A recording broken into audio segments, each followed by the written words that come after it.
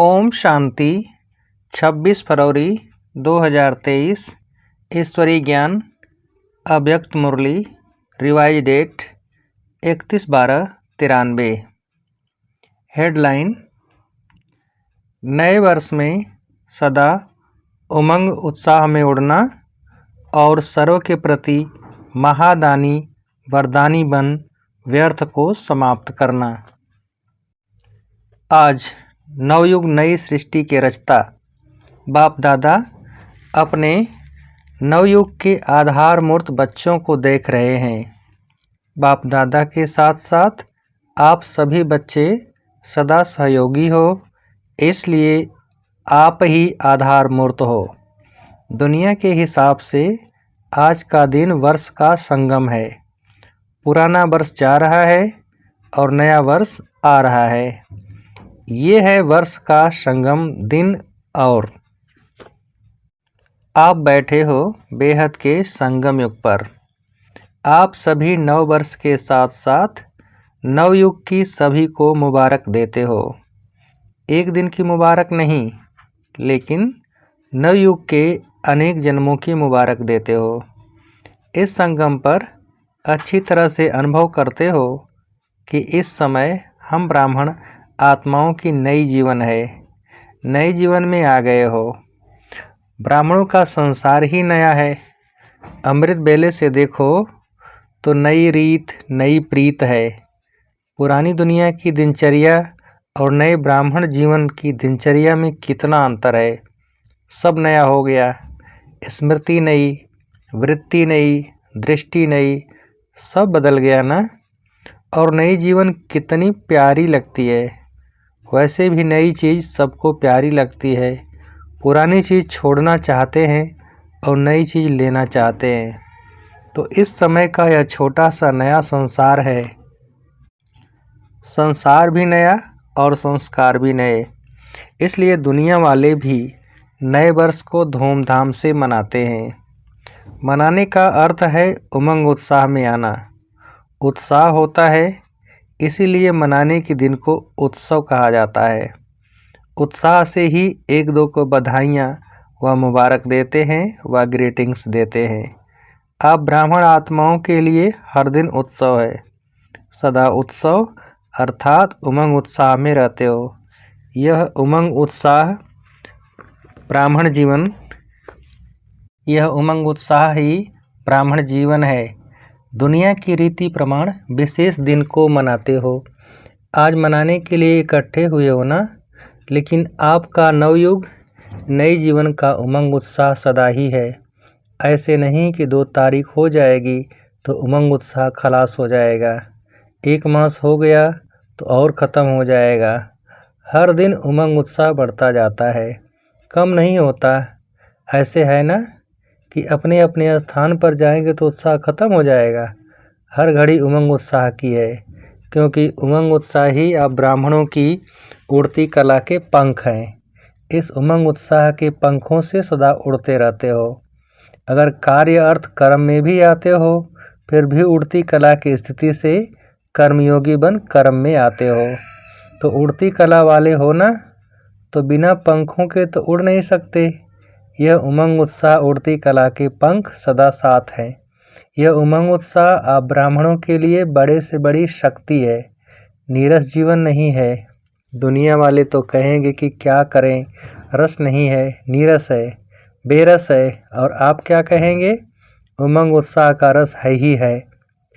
कभी दिल शिकस्त नहीं हो सकते हो। सदा दिल खुश, कैसी भी मुश्किल बात हो। लेकिन उमंग उत्साह मुश्किल को सहज कर देता है। उत्साह तूफान को भी तोहफा बना देता है। पहाड़ को भी राई नहीं लेकिन रूई बना देता है। उत्साह किसी भी परीक्षा व समस्या को मनोरंजन अनुभव कराता है। इसलिए उमंग उत्साह में रहने वाले नवयुग के आधार मूर्त नवजीवन वाले ब्राह्मण आत्माएं हो। अपने को जानते हो, मानते भी हो, या सिर्फ जानते हो? क्या कहेंगे? जानते भी हैं, मानते भी हैं और उसी में चलते भी हैं। सदा यह उत्साह रहता है कि कल पहले भी हम ही थे। अब भी हैं और अनेक बार हम ही बनेंगे। तो अविनाशी उत्साह हो गया ना। थे, हैं और सदा होंगे, तीनों काल का हो गया ना।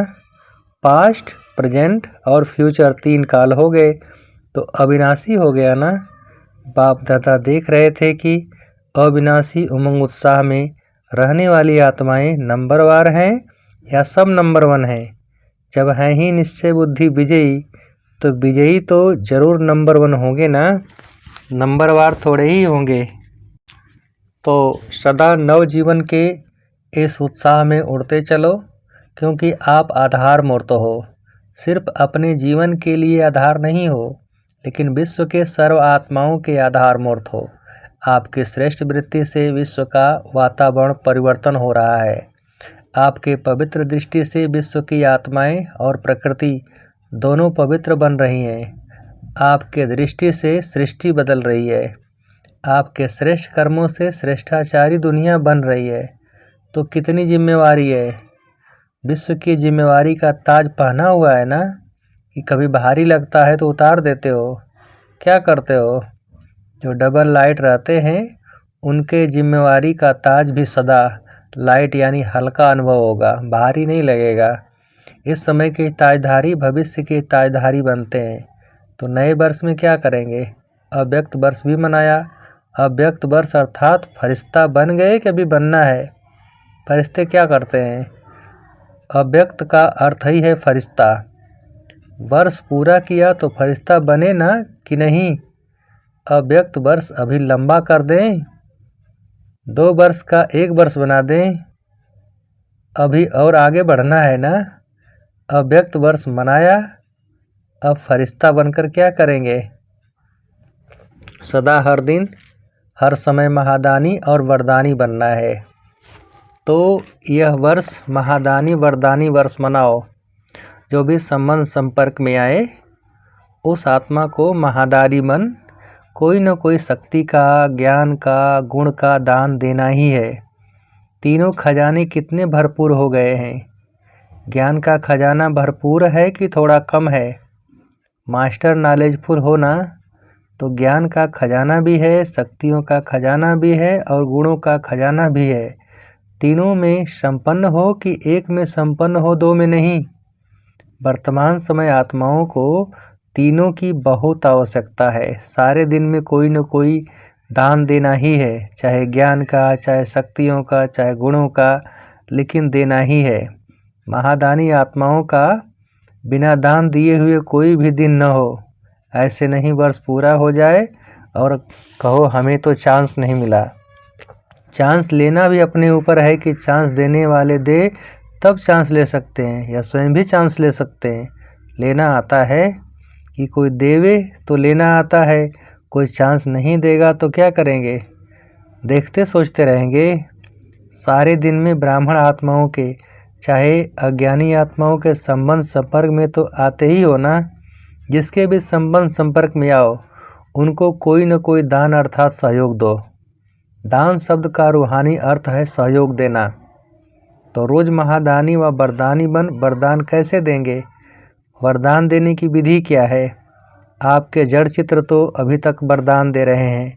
तो वरदान देने की विधि है, जो भी आत्मा संबंध संपर्क में आए उनको अपने स्थिति के वायुमंडल द्वारा और अपने वृत्ति के वाइब्रेशन द्वारा सहयोग देना अर्थात वरदान देना। कैसी भी आत्मा हो, गाली देने वाले भी हो, निंदा करने वाली भी हो, लेकिन अपनी शुभ भावना, शुभ कामना द्वारा, वृत्ति द्वारा, स्थिति द्वारा ऐसी आत्मा को भी गुणदान या सहनशीलता की शक्ति का वरदान दो। अगर कोई क्रोध अग्नि में जलता हुआ आपके सामने आए तो आग में तेल डालेंगे या पानी डालेंगे? पानी डालेंगे ना, कि थोड़ा तेल का भी छींटा डालेंगे?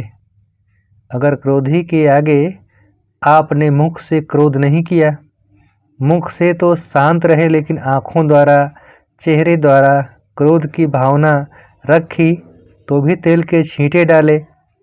क्रोधी आत्मा परबस है, रहम के शीतल जल द्वारा वरदान दो। तो ऐसे महादानी बने हो कि जिस समय आवश्यकता है उस समय सहनशक्ति का तीर नहीं चलता है। अगर समय पर कोई भी अमूल्य वस्तु कार्य में नहीं लगी तो उसको अमूल्य कहा जाएगा। अमूल्य अर्थात समय पर कार्य में लगे। तो इस वर्ष क्या करेंगे? महादानी वरदानी बनो। चैतन्य में संस्कार भरते हो तब तो जड़ चित्रों द्वारा भी वरदानी मूर्त बनते हो। संस्कार तो अभी भरने हैं ना, कि जिस समय मूर्ति बनेगी उस समय भरेंगे। महादानी वरदानी मूर्त बनने से व्यर्थ स्वतः ही खत्म हो जाएगा, क्योंकि जो महादानी है, वरदानी है, दूसरे को देने वाले दाता हैं। तो दाता का अर्थ ही है समर्थ। समर्थ होगा तब तो देगा। तो जहाँ समर्थ है वहाँ व्यर्थ स्वतः ही खत्म हो जाता है। समर्थ स्थिति है स्विच ऑन होना, जैसे स्ट्रीट लाइट का स्विच ऑन करना अर्थात अंधकार को समाप्त करना, ऐसे समर्थ स्थिति अर्थात स्विच ऑन करना। तो स्विच ठीक है या कभी ठीक कभी लूज हो जाता है या फ्यूज हो जाता है। ऑन करना तो आता है ना। आजकल तो छोटे छोटे बच्चे भी स्विच ऑन करने में होशियार होते हैं। टीवी का स्विच ऑन कर देते हैं ना। तो स्विच ऑन होने से एक एक व्यर्थ संकल्प को समाप्त करने की मेहनत से छूट जाएंगे। अव्यक्त फरिश्तों का यही श्रेष्ठ कार्य है। और क्या नवीनता करेंगे? अव्यक्त वर्ष में अपना चार्ट रखा था कि कभी रखा कभी नहीं रखा। कभी कभी वाले बने या सदा वाले बने, कभी कभी वाले ज़्यादा हैं। इस नए वर्ष में नया चार्ट रखना। क्या नया चार्ट रखेंगे? 4 सब्जेक्ट को तो अच्छी तरह से जानते हो, तो इस वर्ष का यही चार्ट रखना कि चारों ही सब्जेक्ट में, चाहे ज्ञान में, चाहे योग में, धारणा में, सेवा में, हर सब्जेक्ट में हर रोज़ कोई न कोई नवीनता लानी है। ज्ञान अर्थात समझदार बनना, समझ देना और समझदार बन चलना। ज्ञान में भी नवीनता का अर्थ है जो अपने में कमी है उसको धारण किया तो नवीनता हुई ना। ना से हाँ हुई तो नया हुआ ना। इसी रीति से योग के प्रयोग में हर रोज़ कोई न कोई नया अनुभव करो। योग में बहुत अच्छे बैठे, बहुत अच्छा योग लगा, लेकिन नवीनता क्या हुई? परसेंटेज बढ़ना भी नवीनता है। आज अगर आपकी परसेंटेज योग की 50% है और कल 50 से वृद्धि हो गई तो नवीनता हो गई। ऐसे नहीं कि एक ही मास में 50-50 लगाते जाओ।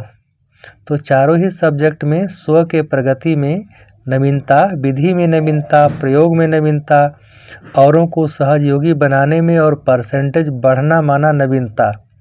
किसको दुख दिया, किसको क्रोध किया, यह तो कॉमन चार्ट है। यह तो आपकी जो रॉयल प्रजा है वह भी रखती है। आप रॉयल प्रजा हो या राजा हो, तो नवीनता से स्वतः ही दिव्य पुरुषार्थ के समीपता की अनुभूति होती रहेगी। समझा क्या चार्ट रखना है? और हर 3 मास में रोज़ का नहीं यहाँ भेजना, काम बढ़ जाएगा। इस वर्ष तो आपको इकानामी भी करनी है ना। यह वर्ष विशेष इकानामी का है। एक नामी और इकानामी। ज्ञान सरोवर बना रहे हो तो सब में इकोनॉमी करना, सब खजानों में, समय में भी, संकल्प में भी, संपत्ति में भी, सब में इकोनॉमी। तो हर 3 मास का स्वयं ही साक्षी होकर चार्ट चेक करके 60 में अपना समाचार देना। हर 3 मास में देखना प्रगति है या जैसे हैं वैसे ही हैं। गिरती कला में तो जाना नहीं, लेकिन ऐसा भी नहीं कि जैसा है वैसा ही हो। पुरुषार्थ में मिडगेट नहीं बनना। मिडगेट अच्छा लगेगा, ऐसे नहीं कहना कि चाहते तो थे लेकिन क्या करें। क्या क्या नहीं कहना। ब्राह्मणों की यह भाषा नहीं है कि क्या करें, कैसे करें, ऐसा करें, वैसा करें, लेकिन दूसरों को भी सहयोग देंगे कि ऐसे करो। समझा क्या चार्ट रखना है? अब देखेंगे कौन कौन क्या क्या करता है। बाप दादा स्नेह के कारण नाम अनाउंस नहीं करते हैं, किसने क्या क्या किया जानते तो है ना। आजकल टीवी का फैशन है।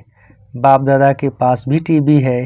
बाप दादा जानते हैं कि जो पिछले वर्ष काम दिया वो किसने किसने किया, कितना किया। नाम अनाउंस करें। हाफ कास्ट कितने रहे, फुल कास्ट कितने रहे। तो इस वर्ष महादानी वरदानी मूर्त स्वयं प्रति भी और सर्व प्रति भी बनो, और हर रोज़ कोई न कोई नवीनता अर्थात प्रोग्रेस अवश्य करो। तो ये हुआ स्व के पुरुषार्थ के प्रति सेवा में क्या करेंगे? सेवा में भी नवीनता लानी है ना। मेले भी बहुत कर लिए, प्रदर्शनियां तो अनगिनत कर ली, सेमिनार कॉन्फ्रेंस भी बहुत की। अभी आवाज़ बुलंद करने वाले माइक तो तैयार करने ही हैं, लेकिन उसकी विधि क्या है? वैसे पहले भी सुनाया है, लेकिन किया कम है। सेवा के रिजल्ट में देखा गया है कि बड़े निमित्त आत्माओं को समीप लाने के पहले, चाहे कोई नेता है, चाहे कोई बड़े इंडस्ट्रियलिस्ट हैं, चाहे कोई बड़े ऑफिसर हैं, लेकिन उन्हों को समीप लाने का साधन है उन्हों के सेक्रेटरी को अच्छी तरह से समीप लाओ। आप लोग बड़ों के ऊपर टाइम देते हो, वो अच्छा अच्छा कहकर फिर सो जाते हैं। उन्हों को फिर जगाने के लिए इतना टाइम तो मिलता नहीं, न वो देते हैं न आप जा सकते हो। इसलिए सेक्रेटरी जो होते हैं वो बदलते भी नहीं हैं, बड़े तो सब बदल भी जाते हैं। आज एक मिनिस्टर की सेवा करते हो और कल वो प्रजा बन जाता है। सेक्रेटरी काफ़ी सहयोगी बन सकते हैं। तो किसी भी वर्ग की सेवा में इस वर्ष विशेष सेक्रेटरी, मैनेजर्स या प्राइवेट असिस्टेंट जो भी शक्तिशाली हों, बड़ों के समीप हो, उन आत्माओं की विशेष सेवा करो। दूसरी बात, पहले भी इशारा दिया है कि वर्तमान समय कम खर्चा और नाम वाला। उसकी विधि है कि जो भी छोटी या बड़ी संस्थाएं हैं, एसोसिएशंस हैं, उन्हों के संबंध संपर्क रखो। बनी बनाई स्टेज पर नाम वाला करो। कम खर्चा नाम वाला करते हो, लेकिन तीव्र गति से। हर देश में या हर गांव में या हर ज़िले में जो भी भिन्न भिन्न प्रकार के एसोसिएशंस हैं या बहुत वर्ग के कार्य करने वाले हैं, कॉन्फ्रेंस करने वाले हैं या सम्मेलन करते हैं, तो बनी बनाई स्टेज पर संदेश दो, तो समय और मेहनत दोनों बच जाएंगी। अभी इसको तीव्र गति में लाओ। चेक करो कि जिस देश के या जिस स्थान के निमित्त बने हैं, उस स्थान की कोई भी संस्था वंचित न रह जाए, क्योंकि वर्तमान समय वायुमंडल परिवर्तन हो गया है। अभी डर कम है, स्नेह ज़्यादा है। अच्छा मानते हैं, अच्छा बनते नहीं हैं, लेकिन अच्छा मानते हैं। इसलिए इस दो प्रकार की सेवा को और अंडरलाइन करो तो सहज माइक तैयार हो जाएंगे। नया वर्ष शुरू किया है तो नया विधि और विधान भी चाहिए ना। इस नए वर्ष का अमृत बेले सदा या स्लोगन इमर्ज करना कि सदा उमंग उत्साह में उड़ना है और दूसरों को भी उड़ाना है। बीच बीच में चेक करना, ऐसे नहीं कि अमृत बेले चेक करो और सारा दिन मर्ज कर दो, फिर रात को सोचो कि आज का दिन तो ऐसे ही रहा। नहीं, बीच बीच में चेक करो, इमर्ज करो कि उमंग उत्साह के बजाय और कोई रास्ते पर तो नहीं चले गए। उड़ती कला के बजाय और किसी कला ने तो अपनी तरफ आकर्षित नहीं किया।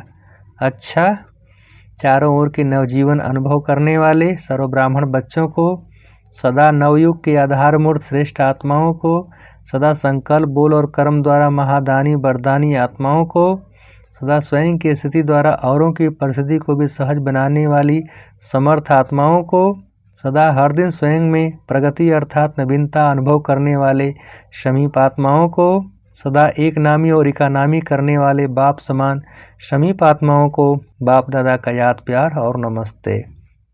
हम रूहानी बच्चों की रूहानी बाप को नमस्ते। वरदान, तन को आत्मा का मंदिर समझ उसे स्वच्छ बनाने वाले नंबर 1 श्रेष्ठ ब्राह्मण आत्मा भव। विस्तार, हम ब्राह्मण आत्माएं सारे कल्प में नंबर 1 श्रेष्ठ आत्माएं हैं, हीरे तुल्य हैं। इस स्मृति से तन को आत्मा का मंदिर समझकर स्वच्छ रखना है। जितनी मूर्ति श्रेष्ठ होती है उतना ही मंदिर भी श्रेष्ठ होता है। तो इस शरीर रूपी मंदिर के हम ट्रस्टी हैं। यह ट्रस्टीपन आप ही स्वच्छता या पवित्रता लाता है। इस विधि से तन की पवित्रता सदा रूहानी खुशबू का अनुभव कराती रहेगी। स्लोगन, रूहानियत में रहने का व्रत लेना ही ज्ञानी तो आत्मा बनना है। रूहानियत में रहने का व्रत लेना ही ज्ञानी तो आत्मा बनना है। अच्छा, ओम शांति।